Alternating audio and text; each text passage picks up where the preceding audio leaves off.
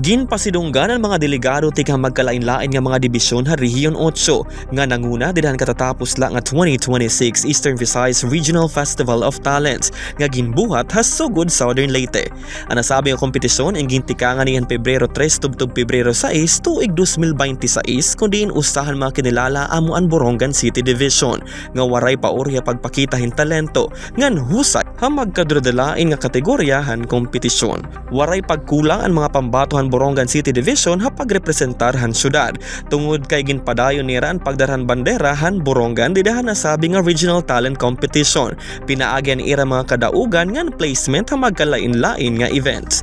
Ha National IT Challenge ICENED kon Inclusive Special Needs Education Expo ginproklama como champion ang grupan Borongan City Division nga ginkokomponer ni Ragib Israel A. Ador, Ariza D. Romualdo, ngan Ashley Rohan C. Sutrena nga gingiyahan ni Coach Edwin Abubo Jr. Ha Technolympics Food Processing nakuha naman ni Gabriel Palconet han Eastern Samar National Comprehensive High School and 4th place ha ilaruman pagihan iya coach nga Ma'am Grace Amboy. Samtang nga kategorya nga Sinemonte ginanunsyo ang official nga resulta sa sugod National High School Dance Studio niyan ang Pebrero 5 kundiin ginpasidunggan ang Borongan City Division como 3rd placer.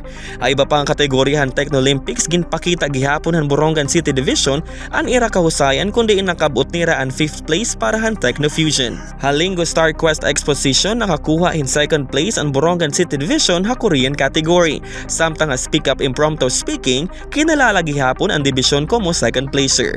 Habayli sa kalye nga usan pinakapopular nga kategorya han Regional Festival of Talents nakakuha in 5th place ang Borongan City Division pinaagyan tribo sa gitik han Maipangdan National High School nga nagpakitan padayon nga pag-uswag han talento han mga kabataan ha siningan pagsayaw. May hinumduman nga han Regional Festival of Talents sa nakalabay nga tuig sa syudad han Borongan kinalala gihapon como 5th placer ang nasabi nga grupo. Ang nasabi nga mga kadaugan nga pagkilala ay nagpapakita han dedikasyon, disiplina nga talento han mga estudyante, coaches ngan mga trainers han Borongan City Division. Inin usa nga pamatuod han padayon nga pagsuportahan mga magturutdo ginikanan ngan stakeholders han pagpauswag han kahusayan han kabataan, halarangan ha akademiko, technical ngan creative arts.